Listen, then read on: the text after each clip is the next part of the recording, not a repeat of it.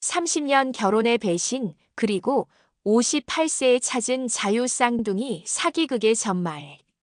내 명의로 8억 빚낸 남편.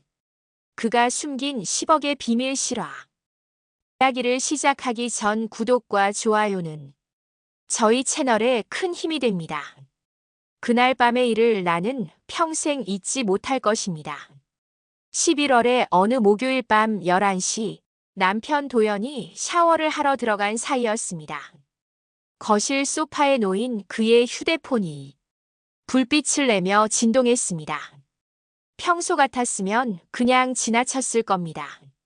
30년을 함께 산 부부인데 뭘 의심하겠습니까? 하지만 그날은 달랐습니다. 화면에 뜬 이름이 이상했습니다. 최 이사님 빨간 하트가 선명했습니다.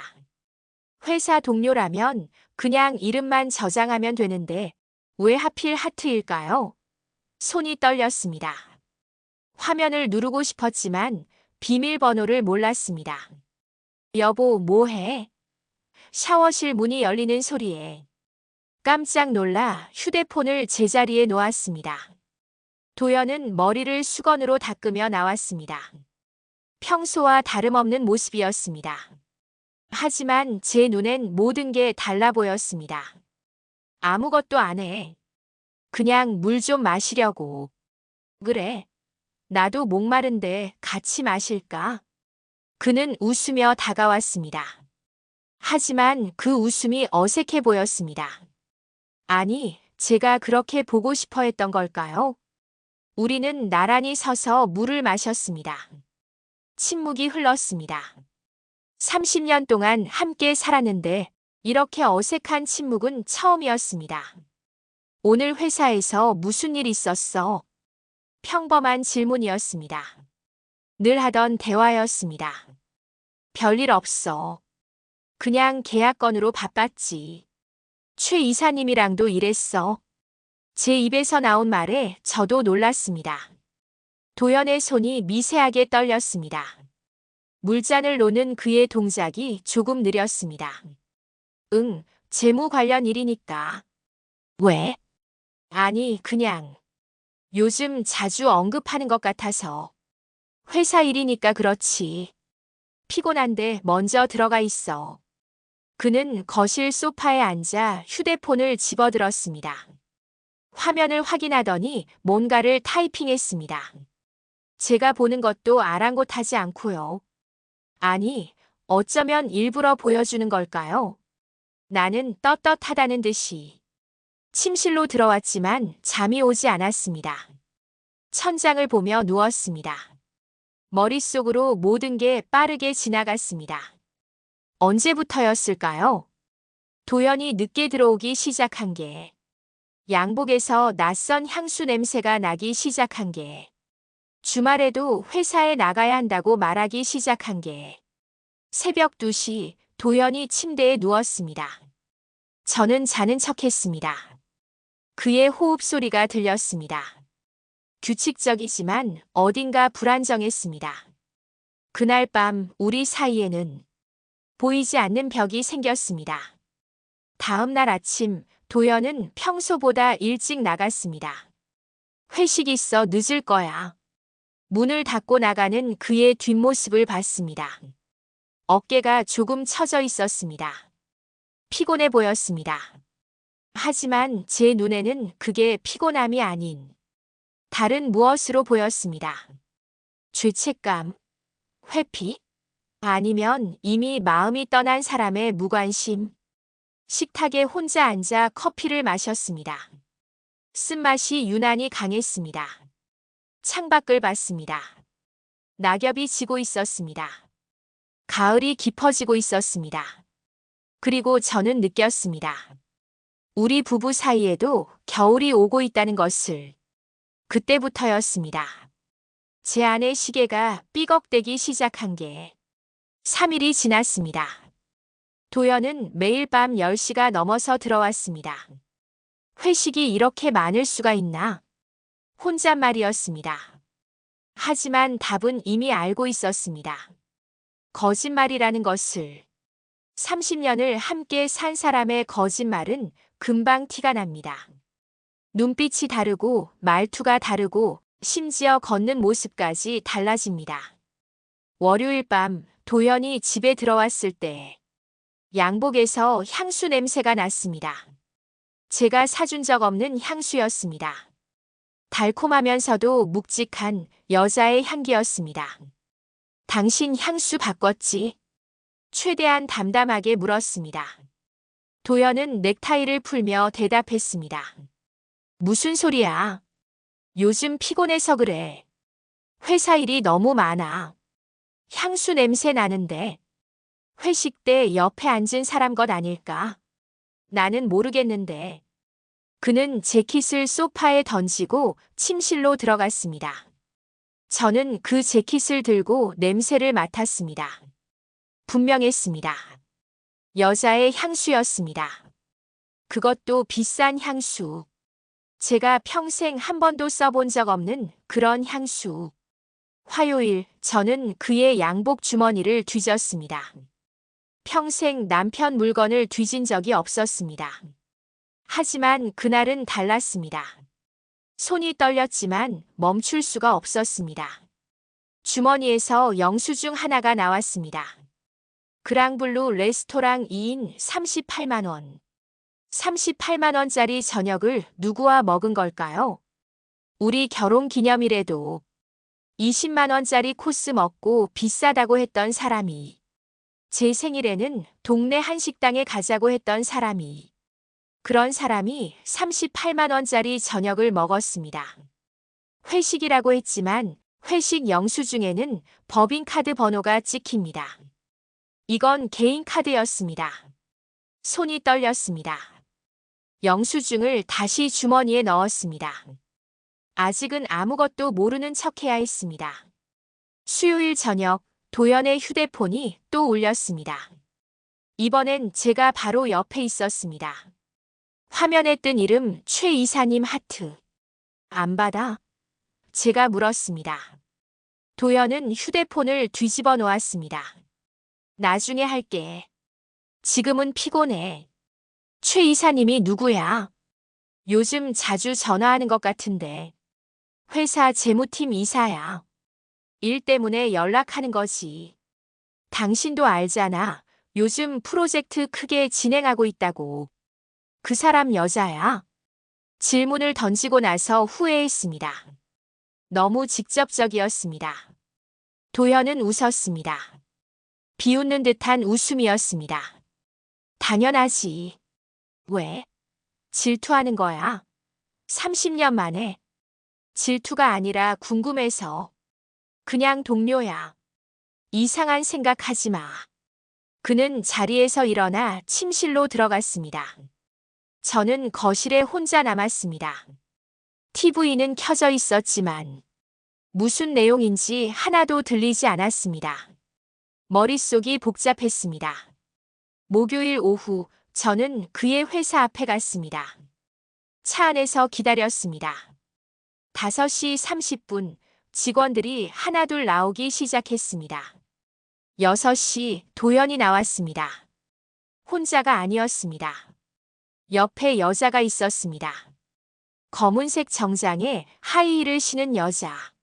머리는 단정하게 묶었고 걸음걸이는 자신감이 넘쳤습니다. 그들은 함께 걸었습니다. 나란히 너무 자연스럽게. 마치 늘 그렇게 걸어온 것처럼. 도연이 뭔가 말했고 여자가 웃었습니다. 그 웃음소리가 차 안까지 들리는 것 같았습니다. 심장이 쿵쿵 뛰었습니다. 숨이 막혔습니다. 눈물이 났습니다. 하지만 울 수 없었습니다. 아직 확실한 증거가 없었으니까요. 어쩌면 정말 동료일 수도 있으니까요. 그들은 횡단보도를 건넜습니다. 그리고 골목으로 사라졌습니다. 저는 차에서 내려 뒤를 따라갔습니다. 멀리서 들키지 않게. 그들은 작은 와인바에 들어갔습니다. 샤토 드 루아르 프랑스식 이름의 고급 와인바였습니다. 창문 너머로 봤습니다.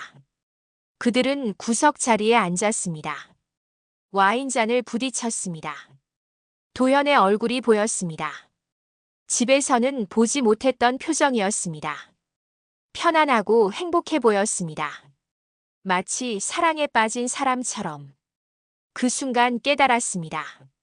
남편이 고개를 돌릴 때마다, 휴대폰을 숨길 때마다, 늦게 들어올 때마다 느꼈던 그 불안이 사실이었다는 것을.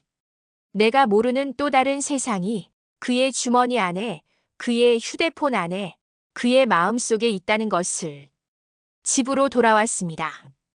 현관문을 열고 들어섰을 때 집이 너무 조용했습니다.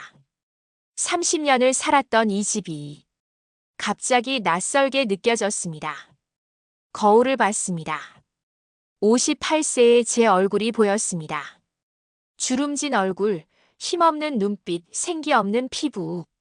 그리고 생각했습니다. 나는 언제부터 이렇게 늙었을까? 나는 언제부터 그 사람에게 지루한 존재가 되었을까? 밤 10시 도연이 들어왔습니다. 회식 어땠어? 제가 물었습니다. 도연은 넥타이를 풀며 대답했습니다. 그냥 그랬지 피곤해. 거짓말이었습니다. 그의 눈빛을 봤습니다. 최소한의 죄책감조차 없었습니다. 그저 귀찮다는 표정뿐이었습니다. 제가, 이 집이, 이 모든 게 그에게는 이제 귀찮은 일상일 뿐이었습니다. 그날 밤 저는 결심했습니다. 더 이상 모른 척하지 않기로. 더 이상 불안 속에서 떨지 않기로. 진실을 알아내기로.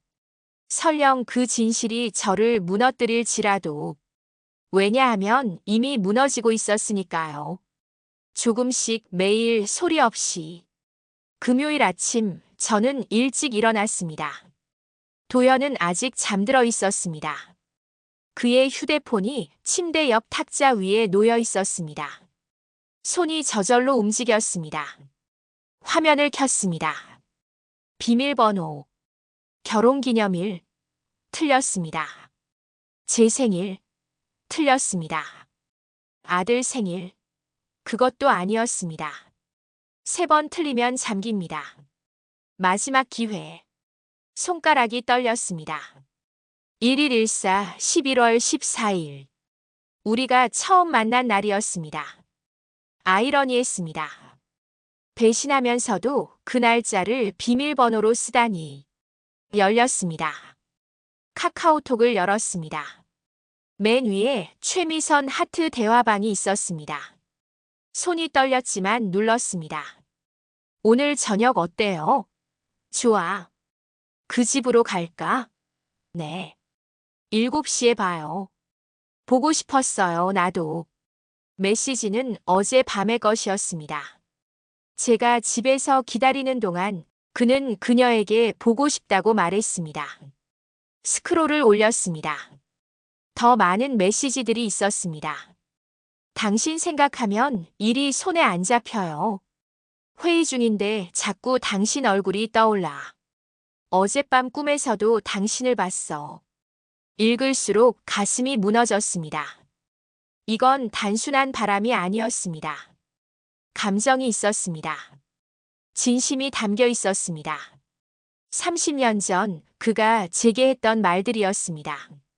침대에서 도연이 움직이는 소리가 났습니다. 황급히 휴대폰을 제자리에 놓았습니다. 욕실로 들어가 세면대를 붙잡았습니다. 거울 속 제 얼굴은 창백했습니다. 눈물이 흘렀습니다. 소리 내지 않고 울었습니다. 정신 차려. 아직 끝난 게 아니야. 세수를 하고 나왔습니다. 평소처럼 아침을 준비했습니다. 된장찌개를 끓이고 계란을 부치고 김치를 담았습니다. 30년 동안 매일 아침 해왔던 일이었습니다. 일찍 일어났네. 도연이 식탁에 앉으며 말했습니다. 저는 웃으며 대답했습니다. 응, 잠이 안 와서 많이 먹어. 고마워. 그는 아무렇지 않게 밥을 먹었습니다. 제 손은 떨렸지만 숟가락을 꼭 쥐었습니다. 오늘도 늦어.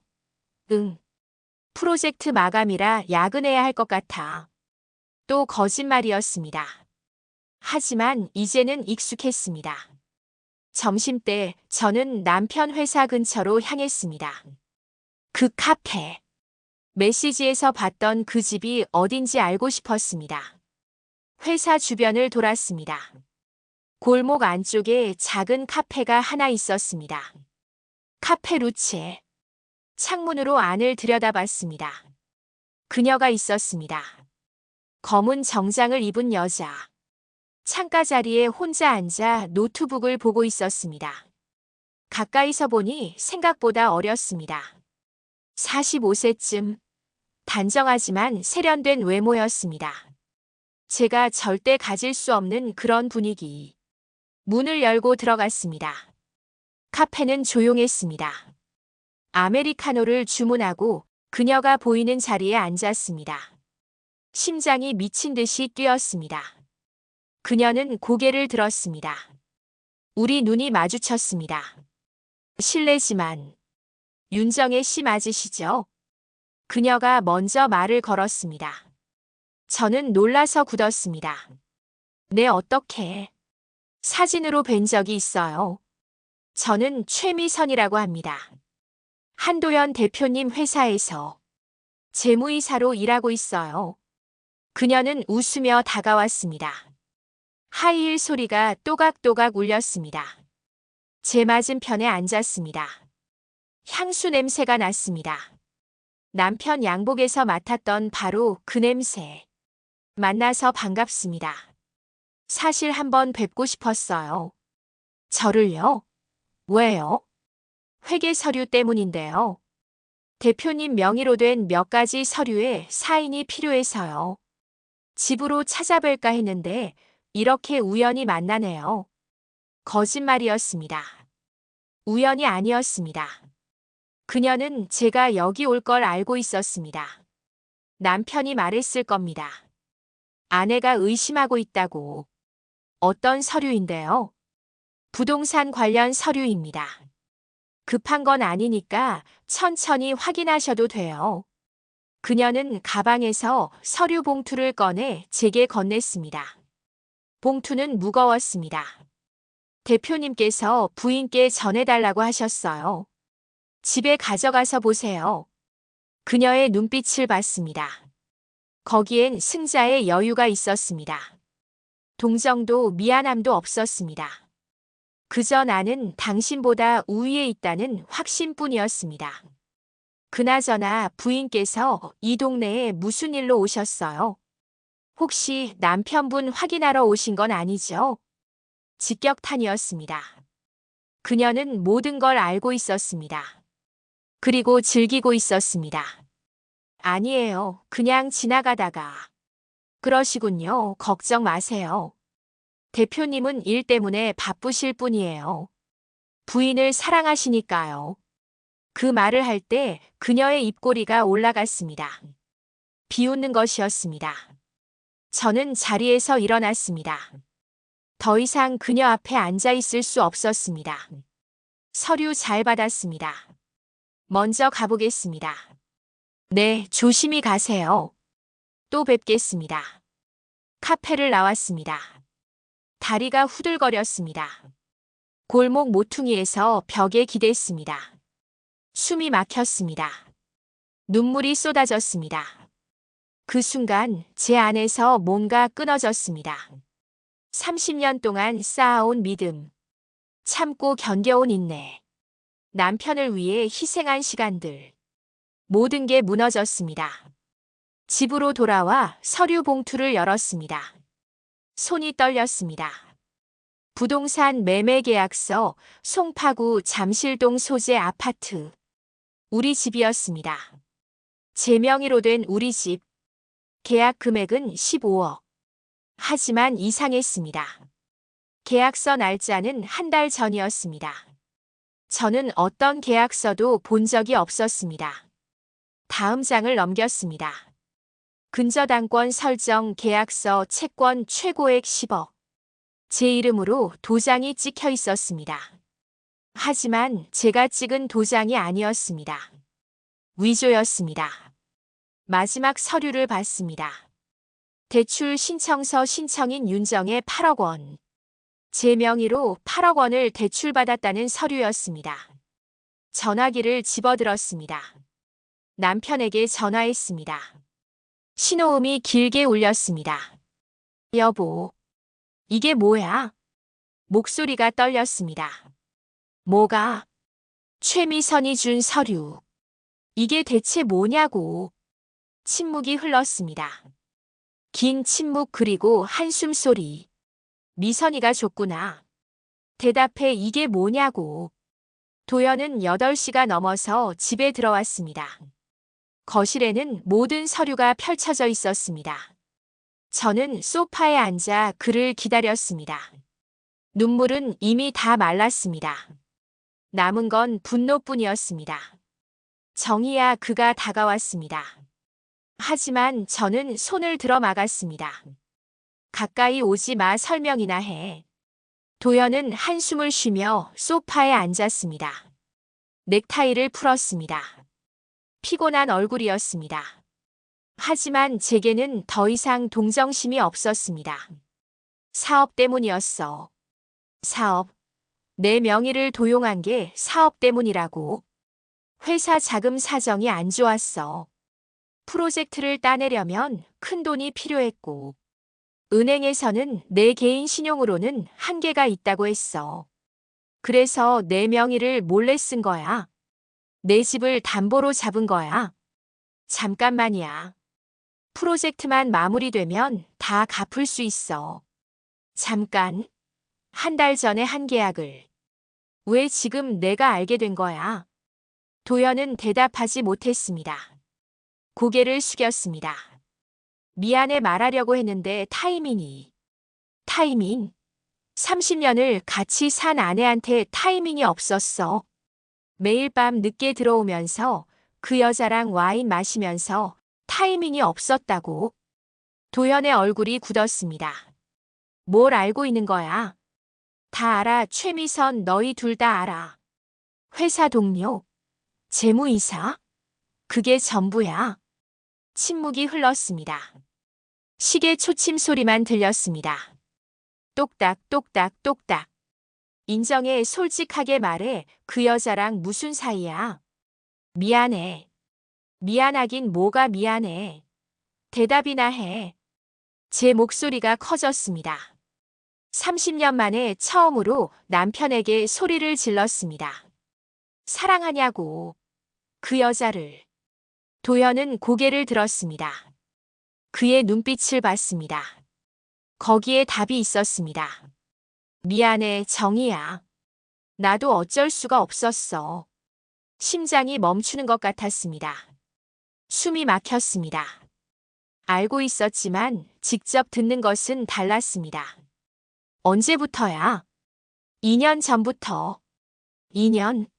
2년 동안 날 속인 거야? 속인 게 아니야. 그냥 감정을 주체할 수가 없었어. 미선이는 내 앞에서 그 여자 이름 꺼내지 마. 저는 소파에서 일어났습니다. 다리가 후들거렸지만 버텼습니다. 이혼할 거야. 정희야, 진정해. 우리 얘기 좀 하자. 얘기? 2년 동안 기회는 많았어. 근데 넌 선택했잖아. 날 속이고 내 명의를 도용하고 그 여자를 선택한 거야. 남편이 다가왔습니다. 제 팔을 잡았습니다. 놓아. 뿌리쳤습니다. 그가 비틀거렸습니다. 30년이야. 우리 30년을 함께 살았어. 아들도 있고 그걸 다 버릴 거야. 버린 건 너야. 나는 30년 동안 이 가정을 지켰어. 당신 뒷바라지하고 아들 키우고 시댁 모시고 내 인생을 다 바쳤어. 근데 넌 뭘 했어? 나도 가족을 위해. 거짓말하지 마.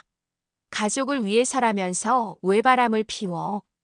가족을 위해서라면서 왜 내 명의를 도용해? 사업이 어려웠어. 선택의 여지가 없었어. 선택의 여지? 웃기지 마. 넌 선택했어. 날 배신하기로. 그 여자를 선택하기로 저는 침실로 들어갔습니다. 옷장을 열었습니다. 캐리어를 꺼냈습니다. 뭐 하는 거야? 나가 당장. 정희야, 이러지 마. 진정하고 얘기하자. 진정? 내가 어떻게 진정해? 2년 동안 속았는데, 내 집을 담보로 잡혔는데, 내 명의로 8억을 빌렸는데, 캐리어에 옷을 집어넣기 시작했습니다. 손이 떨렸습니다. 눈물이 또 나왔습니다. 나가 그 여자한테 가. 사랑한다며? 그럼 거기 가서 살아. 정희야. 나가라고. 도연은 더 이상 말하지 않았습니다. 방을 나갔습니다. 현관문이 열리고 닫혔습니다. 저는 그 자리에 주저앉았습니다. 캐리어를 붙잡고 울었습니다. 소리내어 울었습니다. 30년 동안 참았던 모든 것이 터져 나왔습니다. 전화벨이 울렸습니다. 아들이었습니다. 받지 않았습니다. 미국에 있는 아들에게 이 상황을 어떻게 설명합니까? 아빠가 바람났어. 우리 집을 담보로 빚을 냈어. 핸드폰을 내려놓았습니다. 서류들을 다시 봤습니다. 8억 원. 제 명의로 된 8억 원의 빚. 그때 깨달았습니다. 도현이 왜 제 명의를 썼는지. 이혼하면 빚은 제 몫이 됩니다. 그는 계획했던 겁니다. 처음부터 저를 이용하고 버릴 계획을. 분노가 슬픔을 삼켰습니다. 휴대폰을 들었습니다. 인터넷 검색을 했습니다. 명의도용 신고 위조 서류 대처법. 이혼 재산 분할. 1시간 동안 검색했습니다. 그리고 알았습니다. 싸워야 한다는 것을. 무너져 있을 시간이 없다는 것을. 새벽 2시 전화를 걸었습니다. 여보세요? 남자 목소리였습니다. 졸린 목소리. 상우야, 나 정희야. 정혜? 이 시간에 무슨 일이야? 김상우 제 첫사랑이었고 지금은 변호사. 도와줘, 내가 도움이 필요해. 목소리가 떨렸습니다. 무슨 일인데? 울고 있어. 응, 미안해. 이 시간에. 근데 너 말고는 믿을 사람이 없어. 천천히 말해봐. 무슨 일이야? 그날 밤 저는 모든 것을 털어놨습니다. 남편의 배신, 위조된 서류 8억 원의 빚. 최미선이라는 여자. 상우는 조용히 들었습니다. 그리고 말했습니다. 내일 아침 내 사무실로 와. 서류 다 가져오고. 이거 생각보다 심각해. 고마워, 상우야. 괜찮아. 우린 친구잖아. 꼭 도와줄게. 전화를 끊었습니다. 창밖을 봤습니다. 동이 트고 있었습니다. 어둠이 물러가고 빛이 들어오고 있었습니다. 그날 저는 다짐했습니다. 눈물은 이제 그만. 이제부터는 싸움입니다. 복수가 아닌 정의를 위한 싸움. 제 인생을 되찾기 위한 싸움. 상우의 사무실은 강남 한복판에 있었습니다. 30층 빌딩, 전망 좋은 사무실. 그는 성공한 변호사가 되어 있었습니다. 저를 본 그의 얼굴이 굳었습니다. 정희야, 많이 힘들었구나. 거울을 보지 않아도 알 수 있었습니다. 제 얼굴이 얼마나 망가졌는지. 서류 봤어? 상우는 고개를 끄덕였습니다. 책상 위에 모든 서류가 펼쳐져 있었습니다. 이건 심각해. 아주 치밀하게 짜여진 사기야. 사기? 응, 단순한 명의도용이 아니야. 이건 계획적인 범죄야. 상우는 서류 하나를 들어 보였습니다. 이 계약서 봐. 날짜가 1달 전이지. 근데 은행 대출 실행일은 3개월 전이야. 뭔가 이상하지 않아? 무슨 뜻이야? 이 서류들은 나중에 만들어진 거야. 실제 거래는 훨씬 전에 이루어졌어. 그리고 봐, 이 도장.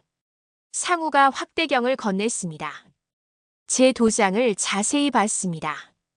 테두리가 미세하게 달라. 진짜 도장이 아니야, 복제본이야. 누군가 당신 도장을 몰래 복사해서 만든 거지. 등골이 서늘했습니다. 그럼 남편이 일부러? 아니. 상우의 표정이 어두워졌습니다. 도현 씨 혼자서는 이렇게 정교하게 못해. 재무 전문가가 필요해. 서류 작성, 은행 업무, 법적 허점. 이 모든 걸 아는 사람 최미선. 맞아, 그 여자야. 재무이사라며? 이런 일에는 전문가지. 상우는 노트북을 돌려 보여줬습니다. 화면에는 최미선의 프로필이 떠 있었습니다. 최미선, 45세, 서울대 경영학과 졸업. 대기업 재무팀 15년 근무. 3년 전 도현 씨 회사로 이직. 3년 전. 응. 그리고 재밌는 게 뭔지 알아? 도현 씨 회사 재무 상태를 조회해 봤는데 상우가 다른 화면을 열었습니다. 숫자들이 빼곡했습니다. 회사는 멀쩡해, 오히려 작년보다 실적이 좋아. 자금난. 그런 거 없어. 그럼 거짓말. 전부 거짓말이야. 회사 때문에 돈이 필요한 게 아니야. 다른 목적이 있어. 상우는 또 다른 서류를 꺼냈습니다. 이건 부동산 등기부등본이야. 당신 집 말고 다른 부동산도 조회해봤어. 다른 부동산? 송파구 아파트 한 채, 강남구 오피스텔 한 채. 전부 6개월 전에 매입했어. 명의자가 누군지 알아? 심장이 쿵 내려앉았습니다. 설마. 최미선 전부 그 여자 명의야. 구입 자금 출처는? 내 돈. 정확해, 당신 명의로 빌린 돈으로. 그 여자 앞으로 부동산을 샀어. 그것도 2채나. 손이 떨렸습니다. 이건 단순한 바람이 아니었습니다. 계획된 범죄였습니다. 더 있어. 상우의 목소리가 낮아졌습니다. 이 여자 전과가 있어. 10년 전 다른 회사에서 횡령 의혹을 받았어. 기소는 안 됐지만 회사에서 조용히 내보냈지. 그 후로 3개 회사를 옮겼는데 전부 2년, 3년 만에 퇴사했어. 재무 문제가 생길 때마다 떠난 거야. 패턴이 똑같아. 회사 돈을 빼돌리고 의심받기 전에 사라지는 거지. 그럼 남편도 이용당한 거야? 상우는 고개를 저었습니다. 모르긴 몰라도 둘이 짜고 한 거일 수도 있어. 도현 씨가 회사 대표니까 서류 작업이 쉽잖아. 그리고 당신을 가장 잘 아는 사람도 도현 씨고. 가슴이 무너졌습니다. 남편이 나를 팔았다는 것. 2년이 아니라 어쩌면 3년 전부터 계획된 것일 수도 있다는 것. 어떻게 해야 해? 일단 모든 계좌를 정리해. 당신 명의로 된 통장, 카드, 전부. 그리고 이 서류들 전부 고소장 증거로 제출할 거야. 고소? 당연하지. 명의도용, 문서 위조, 사기. 최소 3년에서 5년은 감옥 갈 죄야, 둘 다. 저는 한참을 생각했습니다. 30년을 함께 산 남편을 감옥에 보낸다. 아들은 어떻게 되는 걸까? 정희야, 상우가 제 손을 잡았습니다. 망설이지 마. 이미 그 사람들은 당신을 버렸어. 당신이 불쌍해서가 아니야. 이건 범죄야. 법으로 처벌받아야 해. 눈물이 났습니다. 하지만 이번엔 슬픔이 아니었습니다. 분노였습니다. 도와줘, 상우야, 끝까지. 당연하지. 그날 오후 저는 은행으로 향했습니다. 제 명의로 된 계좌는 총 5개였습니다. 적금, 예금, 카드 연결 계좌. 전부 해지했습니다. 은행원이 물었습니다. 전액 해지하시는 거예요? 적금은 중도 해지하면 이율이. 상관없어요. 전부 해지하고 새 계좌로 옮겨주세요. 명의자분 본인 맞으시죠? 네, 본인입니다. 주민등록증을 보여줬습니다. 도장도 새로 팠습니다. 옛날 도장은 버렸습니다. 누가 복제했는지 모르니까. 통장에 남은 돈은 3천만 원. 30년 모은 재산 전부였습니다. 그것마저 빼돌리지 않은 게 다행이었습니다. 집으로 돌아왔습니다. 남편은 없었습니다. 아직도 집에 안 들어온 모양입니다. 서재로 갔습니다. 남편의 책상 서랍을 열었습니다. 서류들이 가득했습니다. 회사 계약서, 통장 사본, 인감증명서. 하나하나 복사했습니다. 스캔해서 이메일로 상우에게 보냈습니다. 증거는 많을수록 좋으니까. 그때 현관문이 열렸습니다. 남편이었습니다. 취한 얼굴로 들어왔습니다. 정희야, 왜 왔어? 여기 내 집인데 왜 오면 안 돼? 내 집, 내 명의로 담보 잡은 집이 내 집이야. 남편은 소파에 주저앉았습니다.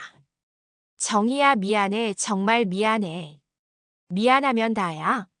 8억이 미안하면 돌아와. 돈은 내가 갚을게. 프로젝트만 끝나면. 거짓말하지 마.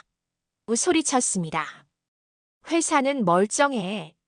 자금난 같은 건 없어. 그 돈으로 최미선 명의로 부동산을 샀잖아. 남편의 얼굴이 파랗게 질렸습니다. 어떻게 알았어? 다 알아, 전부. 3년 전부터 계획한 거 다 알아.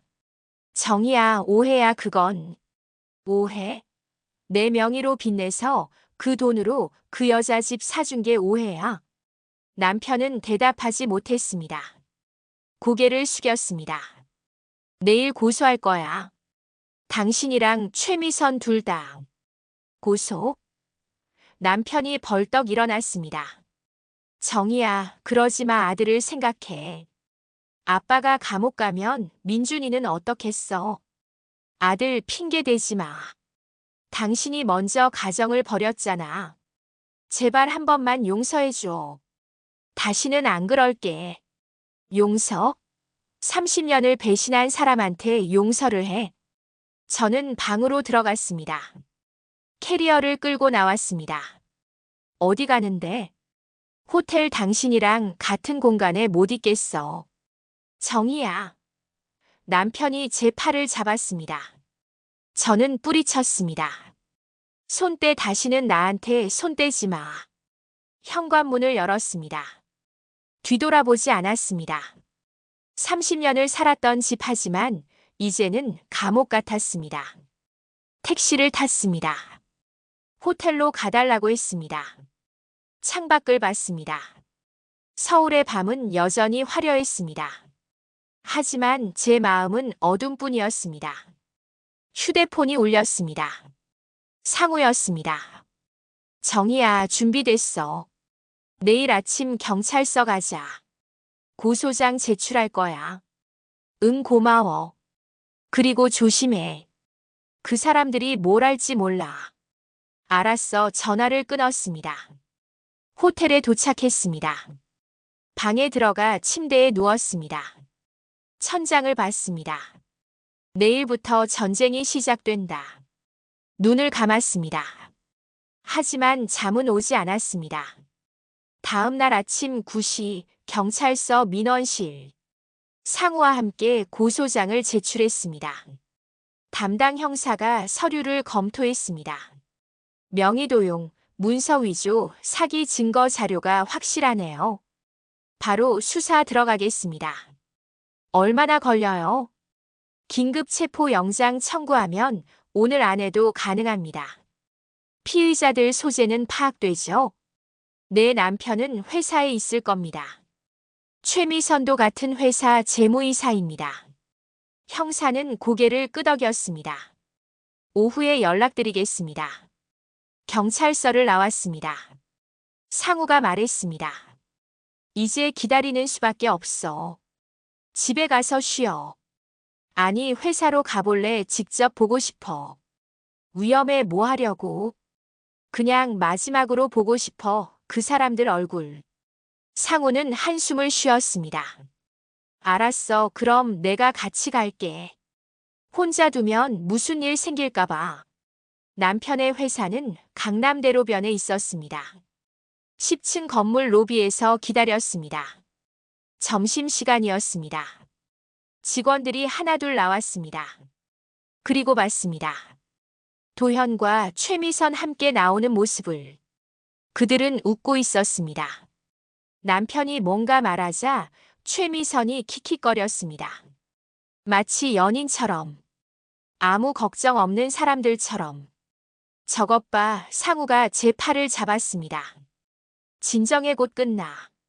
하지만 저는 진정할 수 없었습니다.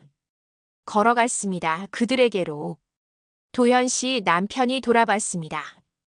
얼굴이 굳었습니다. 최미선도 저를 봤습니다. 순간 당황한 표정. 하지만 금방 미소를 지었습니다. 어머, 부인 여기는 어쩐 일이세요? 할 말이 있어서요. 말씀하세요. 듣고 있어요. 그녀의 여유로운 태도가 저를 더 화나게 했습니다. 고소했어. 둘 다 명의도용, 사기, 문서 위조로. 최미선의 미소가 사라졌습니다. 남편은 한 걸음 뒤로 물러났습니다. 뭐라고? 증거도 다 있어. 부동산 등기부, 대출 서류, 위조된 도장 전부. 정희야, 진정해. 여기서 이러지 말고. 여기서 이러지 말라고. 당신들이 여기서 나를 망쳤잖아. 목소리가 커졌습니다. 지나가던 사람들이 돌아봤습니다. 이 여자랑 짜고 내 인생을 빼앗았잖아. 30년을 함께 산 아내를 팔았잖아. 부인, 진정하세요. 여기 회사예요. 최미선이 차가운 목소리로 말했습니다. 회사? 회사에서 남의 돈 빼돌린 사람이 뭐라고? 증거 있어요? 법적으로 증명할 수 있어요? 있어. 전부 경찰에 제출했어. 오늘 오후에 체포영장 나올 거야. 최미선의 얼굴이 창백해졌습니다. 거짓말. 거짓말 아니야. 곧 알게 될 거야. 상우가 다가왔습니다. 정혜 씨, 이제 가요. 할 말 다 했잖아요. 하지만 그때였습니다. 최미선이 갑자기 주저앉았습니다. 길거리에 무릎을 꿇고 부인 제발 고소 취하해 주세요. 뭐? 제가 잘못했어요. 정말 잘못했어요. 제발 한 번만 봐주세요. 눈물을 흘렀습니다. 진짜 눈물인지 연기인지 알 수 없었습니다. 저도 피해자예요. 도현 씨가 저를 이용했어요. 뭐라고? 도현이 다가왔습니다. 미선아, 무슨 소리야? 미안해요, 도현 씨. 하지만 진실을 말해야 해요. 최미선은 저를 올려다봤습니다. 도현 씨가 처음부터 계획했어요. 부인 명의로 돈을 빌려서 같이 사업하자고 했어요. 저는 몰랐어요. 그게 명의도용인 줄. 거짓말. 도현이 소리쳤습니다. 내가 언제 그랬어? 내가 먼저 제안했잖아. 저는 재무 서류만 작성했어요. 도현 씨가 전부 승인한 거예요. 회사 직인도 도장도 전부 도현 씨가 했어요. 이 여자가 미쳤어. 우리 둘이 함께 한 거잖아. 둘이 서로를 비난하기 시작했습니다. 거리 한복판에서. 지나가는 사람들이 쳐다봤습니다. 그때 상우가 말했습니다. 정혜 씨, 이것 봐. 상우가 휴대폰을 보여줬습니다. 문자 메시지였습니다. 방금 형사한테서 왔어. 긴급 수배 떨어졌어. 최미선 병원에 입원했대. 병원? 응. 오늘 새벽에 수면제 과다 복용으로 응급실에 실려갔대. 지금 중환자실이야. 그럼 저건 눈앞에 최미선을 봤습니다. 무릎 꿇고 울고 있는 여자. 쌍둥이야. 상우가 속삭였습니다. 최미선한테 언니가 있어. 쌍둥이 언니 최미경. 저 여자가 진짜야. 머리가 하얘졌습니다. 그럼 지금까지 내가 본 여자가 둘 다야 때로는 미선, 때로는 미경. 번갈아 가면서 도현 씨를 만난 거지. 도현도 들었는지 얼굴이 새하얗게 질렸습니다. 그럴 리가 미선이는 한 명인데. 아니야. 상우가 자료를 보여줬습니다.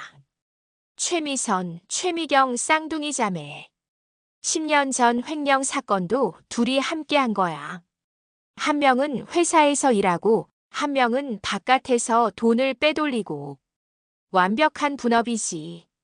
그럼 나를 만난 여자는 최미경 언니야. 동생 미선은 회사에만 있었어. 당신이 본 건 전부 언니였어. 땅이 꺼지는 것 같았습니다. 최미경이 일어났습니다. 눈물을 닦았습니다. 그리고 웃었습니다.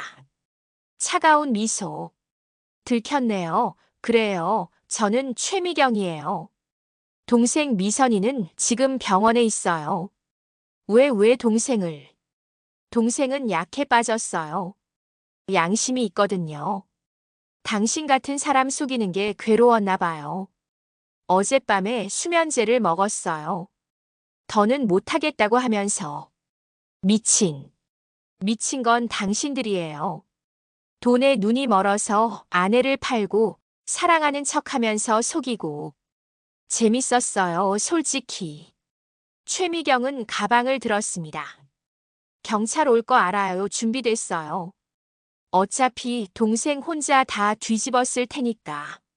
저는 증거가 없거든요. 회사 서류에 제 이름 없어요. 계약서에도 통장에도 전부 동생 이름이에요. 그럼 넌? 전 그냥 도현 씨 애인이었죠. 불륜? 그건 범죄 아니잖아요. 그녀는 웃으며 걸어갔습니다. 하이힐 소리가 또각또각 울렸습니다. 아, 그리고 부인 뒤돌아봤습니다. 당신 남편, 전 사랑한 적 없어요. 그냥 이용했을 뿐이에요. 바보 같은 남자더라고요. 돈 앞에서는. 그리고 사라졌습니다. 저는 그 자리에 서 있었습니다. 남편도 상우도 아무 말이 없었습니다. 멀리서 사이렌 소리가 들렸습니다. 경찰이 오고 있었습니다. 정혜 씨 상우가 제 어깨를 잡았습니다. 이제야 진짜 적이 보여. 최미경, 저 여자를 잡아야 해. 고개를 끄덕였습니다. 싸움은 이제 시작되고 있었습니다. 병원은 강남 성모병원이었습니다. 중환자실 앞에서 기다렸습니다. 1시간쯤 지나자 의사가 나왔습니다. 보호자 되시나요? 아니요, 하지만 꼭 만나야 하는 사람입니다. 환자 상태가 안정됐습니다. 10분만 면회 가능합니다. 중환자실 문을 열었습니다. 침대에 여자가 누워 있었습니다. 산소 마스크를 쓰고 링거를 맞고 있었습니다. 처음 보는 얼굴이었습니다. 아니, 정확히는 비슷하지만 달랐습니다. 최미경보다 부드러운 인상. 눈가에 주름이 더 많았습니다. 피곤해 보였습니다. 그녀가 눈을 떴습니다. 저를 봤습니다. 윤정혜 씨? 어떻게 나를 알아? 언니한테 사진 봤어요. 미안해요. 정말 미안해요. 눈물이 흘렀습니다. 진짜 눈물이었습니다. 최미경의 그것과는 달랐습니다. 왜 미안해? 나를 속인 것 때문에? 아니요. 그것뿐만이 아니에요. 모든 게 제 잘못이에요. 무슨 말이야? 최미선은 천천히 몸을 일으켰습니다. 상우가 부축했습니다. 처음부터 언니의 계획이었어요. 도현 씨를 이용하고 부인 명의로 돈을 빼내고. 그건 알아. 그래서 내가 서류를 만든 거잖아. 아니에요. 최미선이 소리쳤습니다. 그리고 기침을 했습니다. 저는 도현 씨한테 진심이었어요. 사랑했어요. 사랑. 비웃음이 나왔습니다. 남의 남편을 사랑했다고. 그게 변명이 돼? 변명 아니에요. 진실이에요. 저는 도현 씨가 부인을 배신하게 만들 생각 없었어요. 그냥 같이 일하다가 감정이 생겼어요. 그래서 그게 중요해. 중요해요. 최미선이 제 손을 잡았습니다. 차가운 손이었습니다. 언니가 전부 조종했어요. 저를 도현 씨 회사에 취직시킨 것도, 도현 씨한테 접근하라고 시킨 것도, 처음부터 부인 명의로 돈을 빼낼 계획이었어요. 3년 전부터? 네, 아니, 더 전부터예요. 5년 전부터 언니가 조사했어요. 도현 씨 회사, 재무 상태, 가족 관계 전부요. 그리고 저한테 명령했어요. 들어가서 재무이사가 되라고. 등골이 서늘했습니다. 5년 전부터 우리를 노렸다고. 내 언니는 이런 일을 계속 해왔어요. 다른 회사들에서도 남자를 유혹하고 돈을 빼내고 사라지는 거죠. 저는 그냥 도구였어요. 그럼 남편이랑 만난 것도 처음엔 연기였어요. 하지만 시간이 지나면서 진짜가 됐어요. 도현 씨가 좋아졌어요. 그 사람의 웃음, 목소리, 모든 게. 닥쳐. 참을 수 없었습니다. 내 남편을 사랑했다고. 그래서 내 인생을 망쳤어. 미안해요. 하지만 들어주세요. 제가 알려줄게요. 언니의 계획을. 아직 끝나지 않았어요. 뭐? 상우가 앞으로 나섰습니다. 무슨 뜻이야? 아직 뭐가 더 있어? 돈 그 8억은 시작일 뿐이에요. 언니의 진짜 목표는. 최미선이 휴대폰을 꺼냈습니다. 떨리는 손으로 사진 하나를 보여줬습니다. 이거 사진 속에는 서류가 있었습니다. 생명보험 계약서. 피보험자 이름이 보였습니다. 한도연 수익자 최미선 10억 원. 보험. 네. 6개월 전에 언니가 만들었어요. 도현 씨 명의로 수익자는 제 이름이지만 실제론 언니가 받을 거예요. 그럼 설마 상우의 얼굴이 굳었습니다. 도현 씨를 죽일 생각이야? 모르겠어요. 하지만 언니는 할 수 있어요. 10년 전에도 한 명 죽었어요. 사고사로 처리됐지만 언니가 그랬어요. 온몸이 얼어붙었습니다. 미쳤어. 완전히 미쳤어. 그래서 제가 수면제를 먹은 거예요. 더는 못하겠어서. 도현 씨가 죽는 건 견딜 수 없어서. 최미선이 울었습니다. 온몸을 떨며. 어디 있어? 내 언니 어디 있어?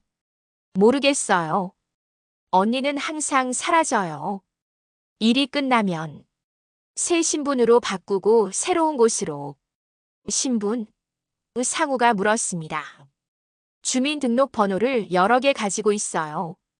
전부 위조지만 정교해서 구별이 안 돼요.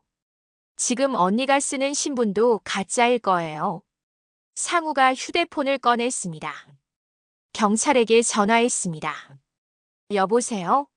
최미경 긴급 수배 내려야 합니다. 젠장. 살인 계획이 있어요. 네, 지금 당장요. 저는 최미선을 봤습니다. 왜 이제 와서 말해? 진작 말할 수도 있었잖아. 무서웠어요. 언니가 저도 죽일까봐. 그리고 도현 씨를 사랑해서. 그 사람이 감옥 가는 것도 죽는 것도 싫었어요. 바보 같은. 알아요. 저도 알아요. 하지만 이제라도 말해야 할 것 같아서. 도현 씨를 살려야 해서. 그때 간호사가 급히 들어왔습니다. 환자분 안정을 취해야 합니다. 나가주세요. 밖으로 나왔습니다. 복도에서 상우가 말했습니다. 정혜 씨, 도현 씨가 위험해. 지금 구치소에 있는데. 알아 하지만 어떻게 해? 경찰한테 요청했어. 특별보호조치. 그리고 상우가 망설였습니다. 도현 씨를 미끼로 써야 할 것 같아. 최미경을 잡으려면. 무슨 소리야? 그럼 도현이가 죽을 수도 있잖아. 다른 방법이 없어. 최미경은 도현 씨를 노릴 거야. 보험금 때문에.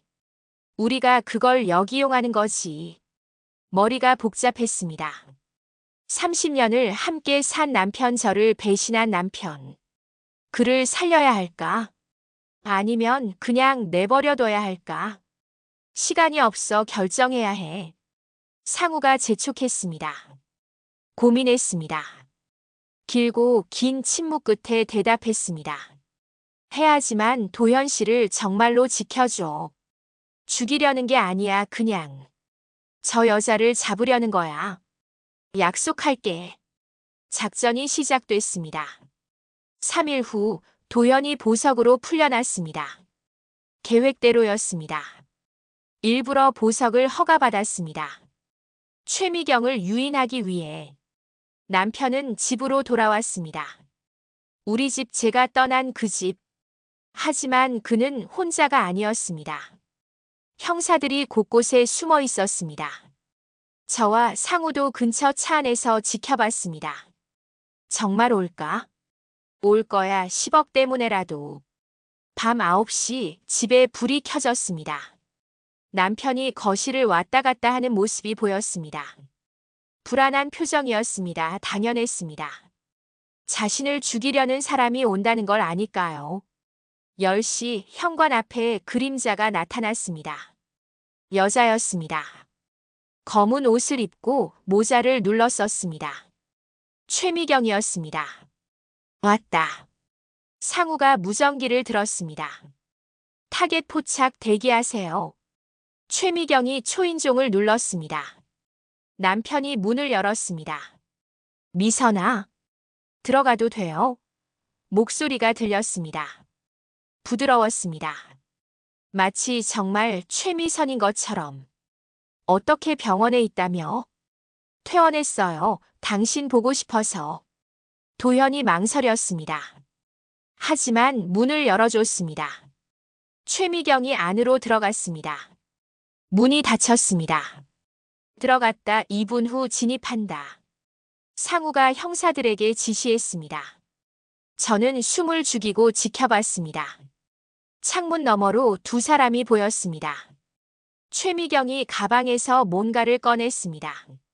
작은 병, 약병이었습니다. 이거 뭐야? 남편의 목소리. 진통제예요. 머리 아프시죠? 스트레스 받으셨을 테니. 아니야, 괜찮아. 드세요. 제가 특별히 준비했어요. 최미경이 물을 따랐습니다. 약을 물에 탔습니다.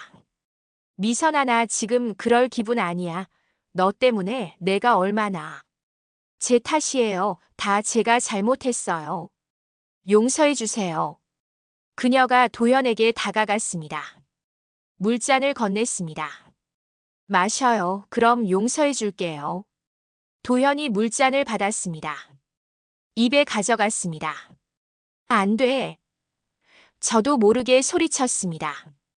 바로 그때 형사들이 문을 부수고 들어갔습니다. 꼼짝하지 마.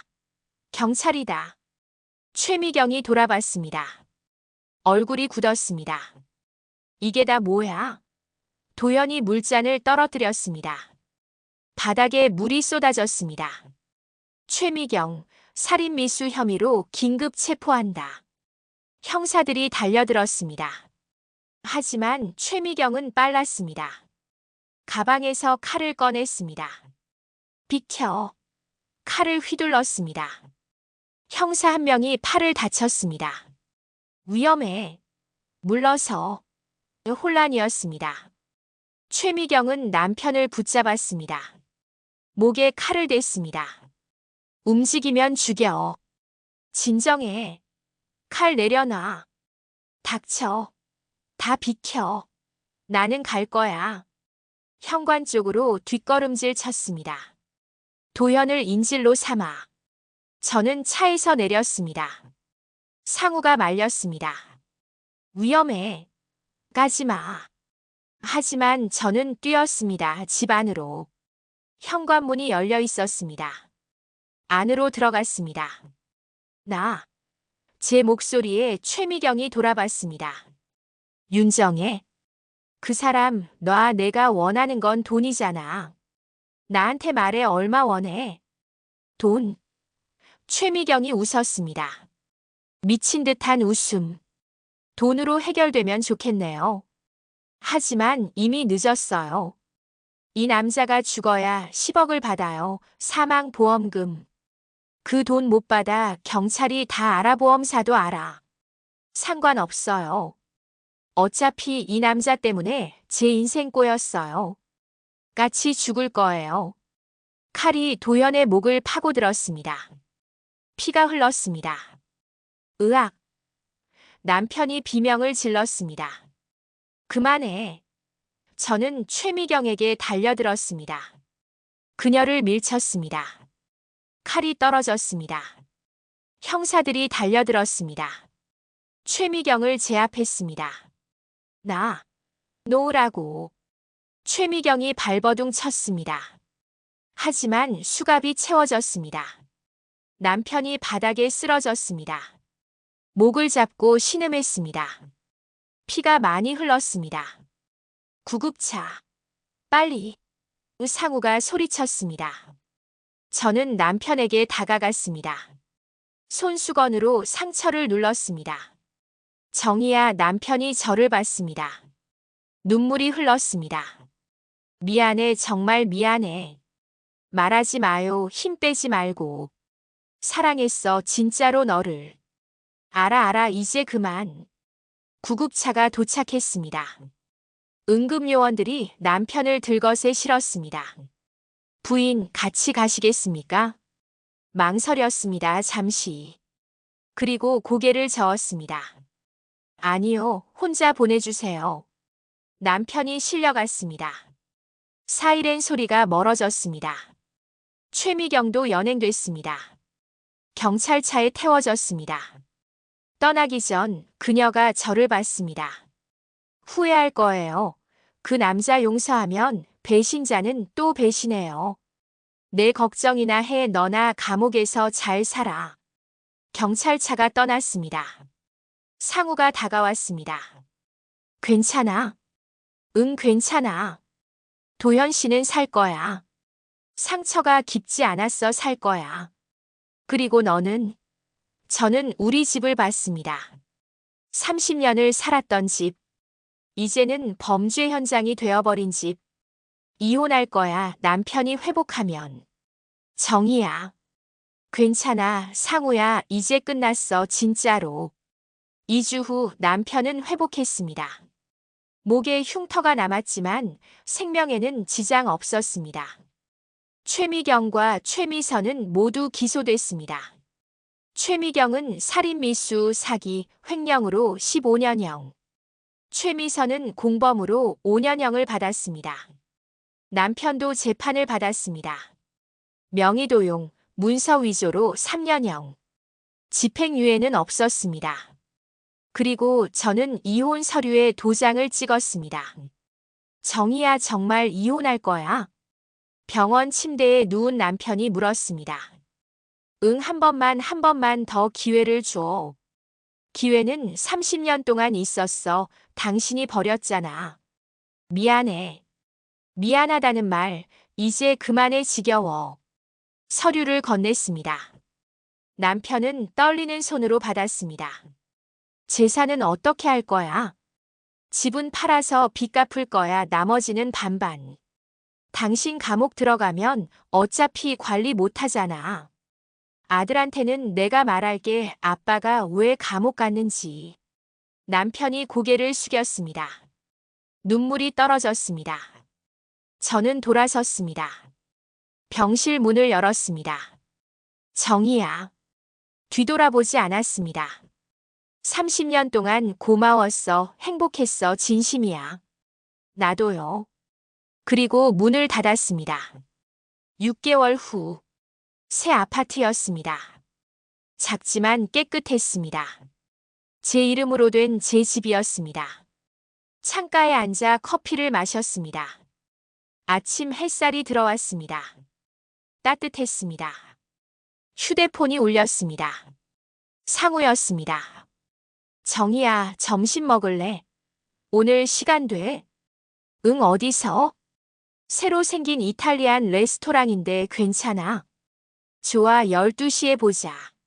전화를 끊었습니다. 거울을 봤습니다. 58세의 제 얼굴을 주름은 여전했습니다. 하지만 눈빛이 달랐습니다. 살아있었습니다.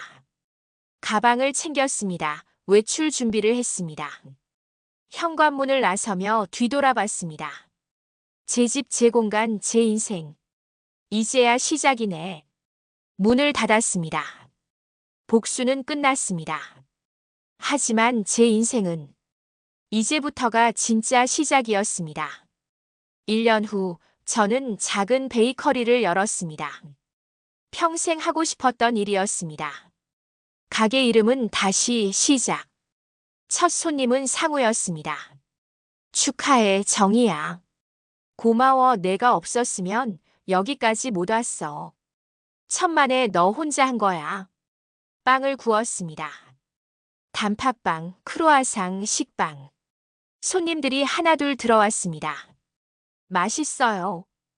여기 빵 진짜 좋네요. 미소가 지어졌습니다. 그날 저녁 혼자 가게를 정리했습니다. 창밖을 봤습니다. 서울의 밤은 여전히 화려했습니다. 하지만 이제는 무섭지 않았습니다. 휴대폰을 꺼냈습니다. 아들에게서 온 메시지가 있었습니다. 엄마, 가게 대박 났다며? 자랑스러워요. 다음 달에 한국 갈게. 엄마 빵 먹고 싶어. 눈물이 났습니다. 하지만 슬픈 눈물이 아니었습니다. 나는 이겼다. 30년의 배신을, 거짓을, 고통을 이겨냈습니다. 그리고 이제 진짜 제 인생을 살고 있습니다. 문을 잠갔습니다. 불을 껐습니다. 집으로 걸어갔습니다. 하늘을 봤습니다. 별이 빛나고 있었습니다. 고마워, 그때 무너지지 않아서. 혼잣말을 했습니다. 그리고 웃었습니다. 진심으로. 이야기 들어주셔서 감사합니다. 구독과 좋아요는 저희 채널에 큰 힘이 됩니다. 다른 이야기로 또 만나요.